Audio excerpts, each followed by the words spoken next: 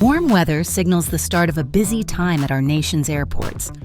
We see heavier commercial and general aviation traffic, plus a slew of construction and maintenance activities. With this increased activity, we also see a trend of more vehicles and pedestrians that have not been authorized to operate on the airport, known as a Vehicle Pedestrian Deviation, or VPD. Data shows that VPDs increase when the weather gets warmer. We want to stop this trend.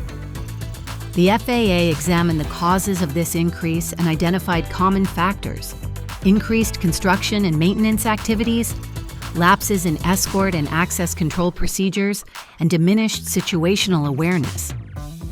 Your active involvement is crucial in our efforts to decrease these VPDs. There are 2 concrete steps you can take to help. First is training. Comprehensive initial and refresher training sessions must emphasize escort and access control protocols to ensure only authorized individuals are accessing the airport. This training is critical for airport personnel, seasonal staff, construction workers, and tenants. Second, enhanced situational awareness initiatives are of vital importance.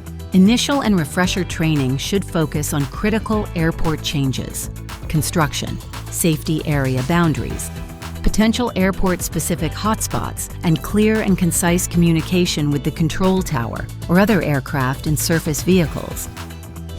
Situational awareness can also be enhanced by utilizing technologies like vehicle movement area transponders and runway incursion warning systems.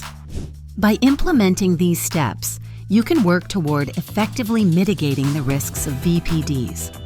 Instilling a lasting culture of unwavering safety vigilance across all airport operations is crucial for ensuring effective and safe operations.